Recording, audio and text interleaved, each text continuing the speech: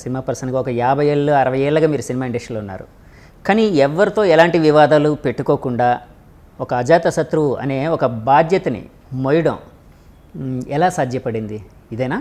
అంటే మొదటి నుంచి కూడా నేను చాలా క్వైట్ పర్సన్ అండి. మా ఊర్లో ఉన్నప్పుడు కానీ, నా చిన్నప్పుడు కానీ, నా గొడవేదో నా పని చూసుకోవడం, తెలిసిన అందరితో చక్కగా నవ్వుతూ పలకరించడం, అంతే తప్ప ఒకళ్ళొకళ్ళు పోట్లాడుకోవటం, తన్నుకోవటం, తిట్టుకోవటం, లేకపోతే వాళ్ళ మీద వీళ్ళకి చెప్పడం, వీళ్ళ మీద వాళ్ళకి చెప్పడం ఇవి అసలు ఉండవు. సో నా పని ఏదో నేను చూసుకుంటాను, నాతో బాగున్న వాళ్ళందరితో బాగుంటాను.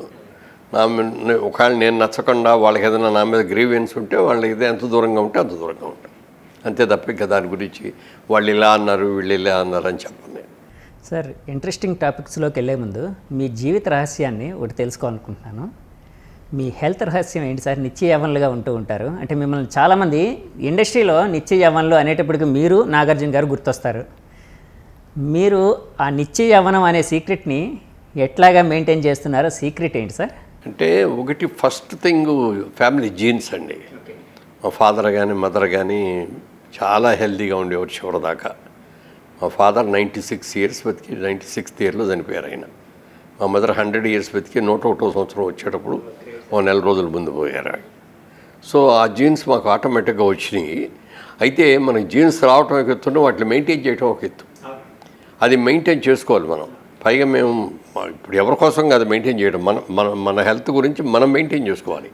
ప్లస్ దానికి తోడు సినిమాల్లో కూడా ఉన్నాం కాబట్టి ఫిగర్ మెయింటైన్ చేయటం కానీ, ఈ హ్యాబిట్స్ మెయింటైన్ చేయటం కానీ ఇవన్నీ ఉండాలి. కాబట్టి వాటి కోసమని జంక్ ఫుడ్స్ ఏమి తినకుండా కాస్త నీట్గా ఫ్రూట్స్ ఎక్కువ తీసుకుంటాను నేను. మార్నింగ్ బ్రేక్ఫాస్ట్ కూడా అంతా ఫ్రూట్స్ తోటే తీసుకుంటాను. ఇడ్లీలు, దోశలు ఇట్లాంటివి ఏమి తీసుకొని, nuts, dry fruits, seasonal fruits వాటితో తీసుకుంటాను. రాగి జావా. లంచ్కి వచ్చేటప్పటికేమో సాధ్యమైనంత వరకు vegetarian, weekly once or twice non vegetarian. Night టైంకి వచ్చేటప్పటికి పుల్కాను విత్ వెజిటబుల్ కర్రీ, గ్లాస్ మజ్జిగ. సో ఇది ఇంటర్వ్యూ చూసిన వాళ్ళందరూ ఈ డైట్ ఫాలో అయ్యి మీలాగా నిత్య యవ్వనులుగా ముందుకు వెళ్తారండి. ఎందుకంటే మిమ్మల్ని చూస్తే అసలు ఏ మార్పు లేదు సార్. ఈ మధ్య వైట్ హెయిర్ ఒకటే మారింది, అదొకటే. సార్, ఎక్కడో విన్నాను లేకపోతే చూసినట్టున్నాను, గడ్డం పెంచడానికి ఏదో ఒక రీజన్ ఉందని ఎక్కడో మీరు చెప్పినట్టు గుర్తు. ఏంటి సార్ అది? అది నేను మధ్యలో 10 ఇయర్స్ పొలిటికల్గా ఉండటం మూలంగా సినిమాకి దూరం అయిపోయాను నేను. ఎందుకంటే ఆ డేట్స్కి వీటికి కుదరదు. ఢిల్లీలో ఉండాల్సి వస్తుంది, రాజమండ్రిలో ఉండాల్సి వస్తుంది, మధ్య మధ్యలో విజయవాడ వెళ్ళాల్సి వస్తూ ఉన్నది. ఇంకా మాకు వేరే క్యాంపులు కూడా ఉంటాయి ఎంపీలకి. వీటి మూలంగా మనం సినిమాల్లో పెట్టుకుంటే డేట్లు వీటిలు ఎన్ని ప్రాబ్లం వస్తాయని చెప్పి ఇక వాటికి దూరంగానే ఉన్నా. ఏదన్నా వర్క్ మొదలు పెడితే ఆ వర్క్లో సిన్సియర్గా ఉండి బాగా కష్టపడి పని చేస్తాను.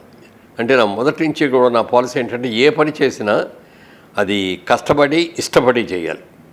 ఇష్టం లేకుండా చేస్తే దానికి విలువ ఉండదు. అందుకని మనం ఎంత చిన్న ఉద్యోగం చేస్తున్నా సరే దాన్ని ఇష్టపడాలి. అట్లా ఇష్టపడి కష్టపడి చేస్తే ఎక్కడైనా విజయాన్ని సాధించడానికి మనకు అవకాశం ఉంటుంది. అందుకని అలా ఉండటం మూలంగా ఇలాంటి ప్రాబ్లమ్స్ లేకుండా ఉండగలిగాం. అంటే గడ్డం పెంచడానికి అది ఆ గ్యాప్ తర్వాత చిరంజీవి గారు ఒక రోజున అడిగారు, ఇట్లా మేము గాడ్ ఫాదర్ సినిమా తీస్తున్నాము, గాడ్ ఫాదర్లో ఒక క్యారెక్టర్ ఉంది, మా డైరెక్టర్ గారు మిమ్మల్ని చూడలేదు, రైటర్ మోహన్ గారు అబ్బాయి రాజామోహన్ ఏదో ఉంది, ఆయన ఒకసారి చూస్తారు, మీ ఫోటోలు పంపిస్తారా అన్నాడు. పంపిస్తానండి. పంపించేటప్పుడు ఆయన అన్నాడు, మీరు అప్పుడు లాస్ట్ టైము మీ ఫాదర్ పోయినప్పుడు కొన్నాళ్ళు వైట్ హెయిర్తో ఉన్నారు మీరు, ఆ ఫోటో ఉంటే పంపించండి అన్నాడు. ఆ ఫోటో తీసి అది పంపించాను. డైరెక్టర్ చూడగానే ఈ గెటప్ కావాలి నాకు అన్నాడు. సో ఎలాగో ఇక వైట్ రంగేయటం మానేసి వైట్ హెయిర్ ఉన్నప్పుడు గెడ్డం కూడా ఉంటే, ఇప్పుడు మోడర్న్ అందరూ గెడ్డాలు పెంచేస్తారు కదా, పెంచకపోయినా ఊరిని ఇట్లా లైట్గా చేద్దాం గెటప్ బాగుంటుంది అని చెప్పి చిరంజీవి గారు చెప్పిన దాని మీద. సార్, షూట్ అయిపోయిందండి గాడ్ ఫాదర్ మీ క్యారెక్టర్ది. సో అయినా కూడా ఇది బాగుందని చెప్పి ఇప్పుడు మెయింటైన్ చేస్తున్నారు. అంటే మా ఇంట్లో నేను డై చేసుకునేవాడిని, మా వైఫ్ డై చేసుకుంటుంది. ఆవిడ చాలా 4-5 సంవత్సరాలుగా గోల, నేను నా వల్ల కావట్లేదు డై చేసుకోవటం, నేను చేసుకోనండి మానేస్తారండి అంటాడు. నువ్వు మానేసి నేను వేసుకొని నువ్వు మానేస్తే బాగోదు, మానేస్తే ఇద్దరం మానేద్దాం అంతేగాని అని చెప్పి దానికి ఒక అరేంజ్మెంట్కి వచ్చాము మేము ఇద్దరం. ముందు నేను మానేస్తాను, ఓ సంవత్సరం టైం, ఈ ఇయర్ ఎండింగ్ దాకా, డిసెంబర్ దాకా. ఇది బాగానే ఉంది, అందరూ ఓకే అన్నారు, నేను కంటిన్యూ చేస్తాను అన్నప్పుడు నువ్వు మానేద్దు కానీ, ఈ లోపల నువ్వు కప్పుకొని మానేసి తర్వాత నేను మళ్ళీ రంగేసుకుంటే బాగోదు అని ఒక అరేంజ్మెంట్కి వచ్చాను.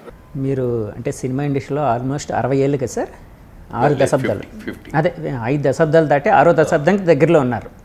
ఆల్మోస్ట్ 55 ఇయర్స్ కదండి జర్నీ, 50 ఏళ్ళ జర్నీ. సో మీరు అంటే మొదట్లో సినిమా ఇండస్ట్రీకి రాకముందు నాటకాలు ఆడేవారు కదండి, నాటకాలు. సో నాటకాల మీద అంటే మీకు ఒక ప్యాషన్ కలగడానికి, ఆడాలి, నాటకాల్లో యాక్ట్ చేయాలి అని అనిపించడానికి ప్రేరణ ఏదైనా ఉందండి అప్పట్లో? ప్రేరణ అంటే యాక్చువల్గా ఏమైందంటే, నాకు చిన్నప్పటి నుంచి కూడా బిజినెస్ మ్యాన్ అవ్వాలనేది నా కోరిక అండి, మొదటి నుంచి కూడా. అంటే మా కజిన్స్, మా ఫాదర్ బ్రదర్సు, లేకపోతే మా మేనమామలు, వీళ్ళందరూ కూడా బిజినెస్లో ఉన్నారు. అందుకని చిన్నప్పటి నుంచి నేను ఒక బిజినెస్ మ్యాన్ అవ్వాలనేది నా కోరిక. దాని మూలంగా చదువు సరిగ్గా వంట పట్ల. ఎస్ఎల్సి, ఆ రోజుల్లో ఎస్ఎస్ఎల్సి అని ఉండేది, అది ఫెయిల్ అయ్యాను. తర్వాత ఇంటర్మీడియట్ 2 సార్లు ఫెయిల్ అయ్యాను. ఇక లాభం లేదు మనకి, ఇది వంట పట్టదు ఇది అంటే కాన్సన్ట్రేషన్ చేయలేకపోతున్నా. చాలా శ్రద్ధగానే చదివేవాడిని, గుర్తుండవు అట్లా ఎదురు, కానీ ఇక మొత్తం అది మానేసాం. ఇక ఉద్యోగం చేద్దామంటేనేమో డిగ్రీ లేదు, వ్యాపారం చేద్దామంటేనేమో అప్పటికి మా ఇంట్లో 2 ఆడపిల్లలకి పెళ్ళిళ్ళు అయ్యేటప్పటికి ఫైనాన్స్గా డబ్బులు లేకుండా అయిపోయినాయి. ఆ టైంలో చెన్నైలో ఆంధ్ర క్లబ్ అని ఉంది. ఆంధ్ర క్లబ్లో నాటకాల పోటీలు పెట్టారు. ఆ నాటకాల పోటీలకి పాల్గొమని అందరికీ లెటర్స్ రాశారు, న్యూస్లో వచ్చింది. సరే పని ఏం లేదు కదా మాకు, నాతో పాటు డిగ్రీ పూర్తి అయ్యి ఉద్యోగాలు లేకుండా వాళ్ళు 5-6 ఖాళీగా ఉన్నాం. సరదాగా మనమే ఒక నాటకం వేయచ్చు కదా, అంతకుముందు ఎప్పుడు మేము నాటకాలు కూడా వేయలే, మాకు అసలు తెలియదు అది అని ఒక ప్లేలెట్ పోలీస్ అని ఒక నాటిక తయారు చేశాం. దాంట్లో ఆ పోలీస్ క్యారెక్టర్, మెయిన్ క్యారెక్టర్ నేను చేశాను. అంటే నా దేశంలో అన్నగారు ఎన్టీఆర్ గారు, ఇందులో మీరు. ఓకే. సో అది చేసి రిహార్సల్ చేసాం. స్కూటీ చూడటానికి వచ్చారు జడ్జెస్. కేవీఎస్ శర్మ గారు అని ఉండేవారు, ఇదివరకు యాక్టర్, సీనియర్ మోస్ట్ యాక్టర్. ఆయన కలిసి వచ్చారు. వచ్చి చూసారు, వేసి చూపించాం మేము. చూసిన తర్వాత ఏమండి ఎలా ఉంది, మరి సెలెక్ట్ చేస్తారా అన్నాం.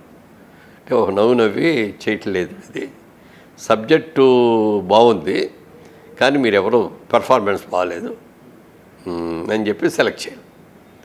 డిసప్పాయింట్ అయ్యాం ఆటోమేటిక్ కదా. అప్పుడు డైరెక్టర్ రామినేడి గారును చటర్జీ గారని వాళ్ళు ఇది కండక్ట్ చేసేవారు అన్నమాట. వాళ్ళు మాకు లెటర్ రాశారు. వాళ్ళిద్దరిది మా ఊరే, ఎరువుడి దగ్గర చాటపర్రు అని మాది. మేమందరం ఒక విలేజ్. చాటమర్రు సార్, చాటపర్రు అండి. చాటపర్రు. విజయబాపిరెడ్డి గారు, మేమందరం కూడా అక్కడి నుంచి వచ్చిన వాళ్ళమే. ఓకే. విజయబాపిరెడ్డి గారిది మీ ఊరే సార్? సరే, ఆయన ఏం చేశారంటే, మేము మీ నాటకం సెలెక్ట్ చేయలేదని మీరు డిసప్పాయింట్ అవ్వద్దు, మీకు వీలైతే రండి ఇక్కడ చూదురు కానీ మేము నాటకాలు ఎలాంటివి సెలెక్ట్ చేసాము అని. సరదాగా పని లేదు, వెళ్దామంటే వెళ్దామని అందరం అనుకున్నాం. వెళ్ళి చూసాం. ఆ వారం రోజులు జరిగినాయి పోటీలు. ఆ వారం రోజుల్లో వాళ్ళు చేసిన నాటకాలు చూస్తే, వాళ్ళ పెర్ఫార్మెన్స్ చూస్తే అబ్బా అనిపించింది అనమాట. వాళ్ళతో పోల్చుకుంటే మేము నథింగ్, అంత బాగా చేశారండి. అప్పుడు దాని మీద ఒక ఇంట్రెస్ట్.